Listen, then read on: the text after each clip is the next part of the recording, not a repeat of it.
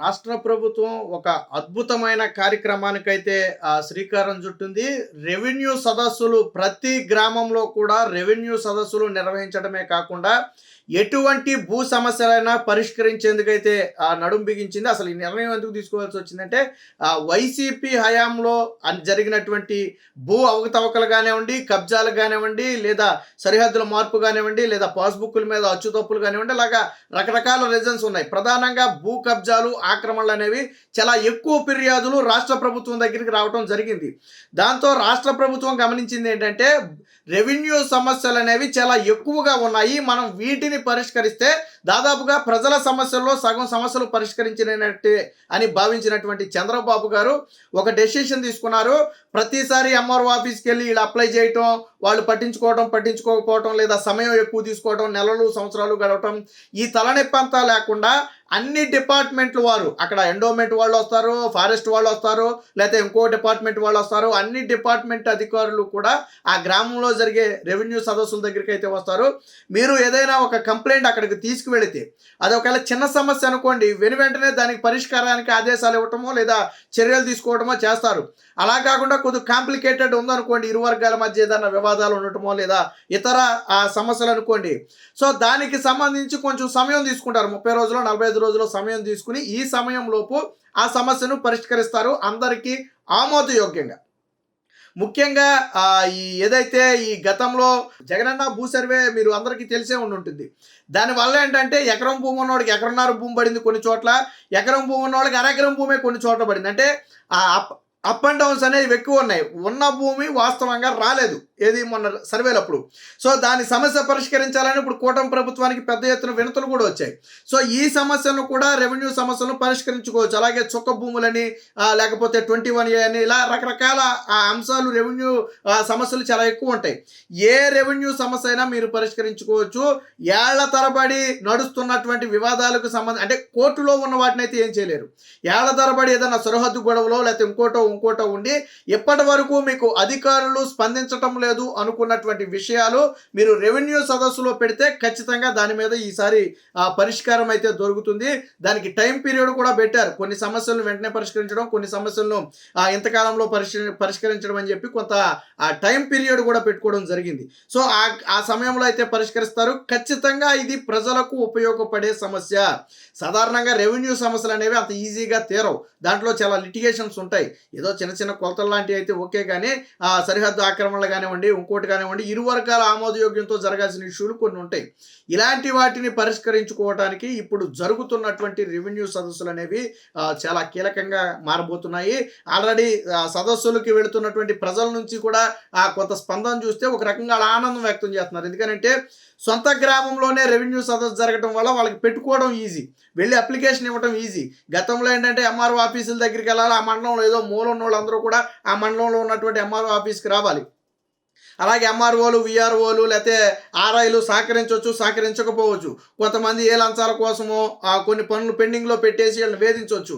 కొన్ని పాస్బుక్లు రావట్లేదని కొంతమంది, పాస్బుక్ల్లో పేరు మార్చాలని కొంతమంది, ఆన్లైన్లో ఎక్కడం లేదని కొంతమంది, ఇలా రకరకాల సమస్యలు రోజు వస్తూనే ఉంటాయి. స్టిల్ ఈ రోజుకి సోషల్ మీడియాలో నారా లోకేష్ గారు కూడా కొన్ని రిక్వెస్ట్లు వస్తున్నాయి.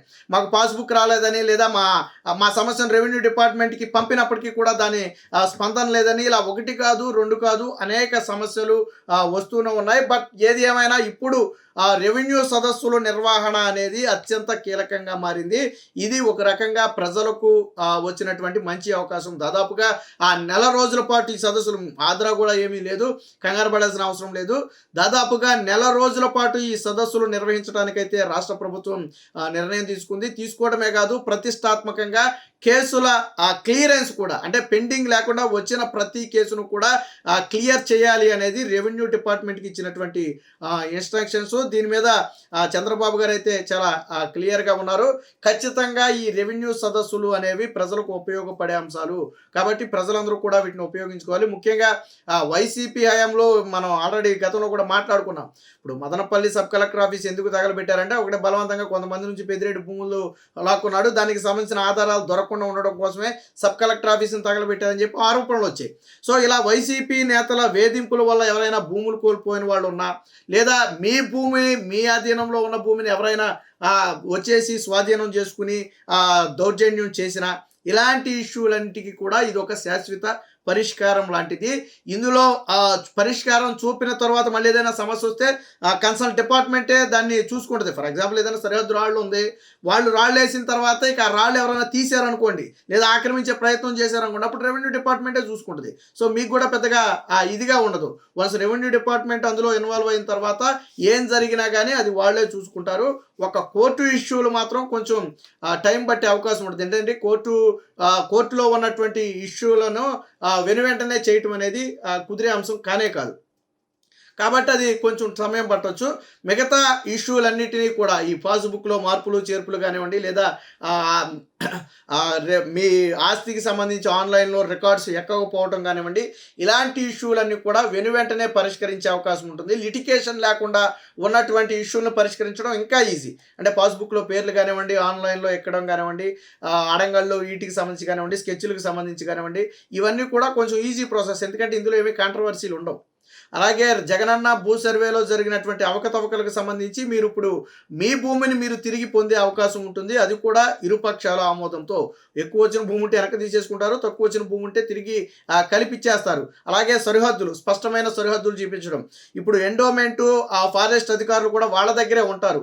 ఫర్ ఎగ్జాంపుల్ మీరు ఎండోమెంట్ భూములకి దగ్గర కానీ, లేదా ఫారెస్ట్ భూములకి దగ్గర కానీ మీరు ఉన్నారనుకోండి, గతంలో మీకు ఏదన్నా దాని నుంచి అంటే మీ భూమి అటు వెళ్ళినా వాళ్ళ భూమి ఇటు వచ్చినా ఇప్పుడు క్లియర్ చేసుకోవచ్చు. ఎందుకంటే ఆ కన్సర్న్ డిపార్ట్మెంట్ అధికారులు కూడా అక్కడే ఉంటారు. ఫర్ ఎగ్జాంపుల్ ఏ దేవాలయానికి చెందిన భూముల పక్కన మీ ఉన్నాయి అనుకోండి, దానికి సంబంధించి మీకు ఏదైనా సమస్య ఉందనుకోండి, ఇప్పుడు పరిష్కరించుకోవడం ఈజీ. ఎందుకంటే ఎండోమెంట్కి సంబంధించిన అధికారులు అక్కడ ఉంటారు, ఫారెస్ట్కి సంబంధించిన అధికారులు అక్కడ ఉంటారు, అలాగే ఇతర డిపార్ట్మెంట్లకు సంబంధించిన అధికారులు అందరూ కూడా ఒకే వేదిక మీద ఉంటారు. కాబట్టి చేయటం ఈజీ. గతంలో ఏంటి, మీరు వాళ్ళ దగ్గరికి వెళ్తే ఎండోమెంట్ దగ్గరికి వెళ్ళమంటారు, లేదా అటవీ శాఖ దగ్గరికి వెళ్ళమంటారు, వాళ్ళతో మాట్లాడమంటారు. ఇదంతా పెద్ద ప్రాసెస్.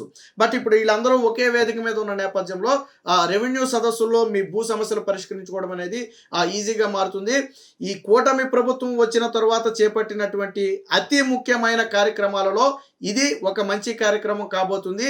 ఇప్పుడు కూడా అంటే ఇప్పుడు వచ్చిన స్పందన బట్టి, పరిష్కారాల శాతాన్ని బట్టి అవసరమైతే భవిష్యత్తులో కూడా దీని కొనసాగింపు ఉంటుంది. ప్రస్తుతానికి ఒక 4 రోజులు సుమారు అనుకున్నారు, తర్వాత ఇంకా అప్లికేషన్స్ వస్తున్నాయి, ఇంకా ప్రజలు వాళ్ళ సమస్యలు చెప్పుకుంటున్నారు అని భావిస్తే ఖచ్చితంగా దీన్ని చేయొచ్చు. లేదా మరో 6 months ఆగి మరొకసారి ఏదన్నా పెండింగ్ ఉంటే వాటిని క్లోజ్ చేయడం కోసం మరొకసారి సదస్సులు నిర్వహించవచ్చు. ఏది ఏమైనా రెవెన్యూ సదస్సులు అనేవి ఖచ్చితంగా ప్రజలకు అత్యంత ఉపయోగకరమైనవి. పెద్దగా శ్రమ లేకుండానే లోకల్లోనే మీ సమస్యను ఒక అప్లికేషన్ ద్వారా మీ దగ్గర ఉన్న ఆధారాలతో ఇచ్చినట్టయితే ఆ రెవెన్యూ అధికారులు పరిశీలించి వెంటనే దాన్ని అయితే క్లోజ్ చేసే అవకాశం ఉంది. మొత్తంగా ఏది ఏమైనా రాష్ట్ర ప్రభుత్వం ప్రారంభించినటువంటి ఈ రెవెన్యూ సదస్సులకు మంచి స్పందన అయితే ప్రజల నుంచి కనపడుతుంది. ఏళ్ల తరబడి ఉన్నటువంటి సమస్యలు కూడా ఇప్పుడు పరిష్కరించే అవకాశం ఉందని చెప్పి స్వయంగా ప్రజలే చెప్తున్నారు.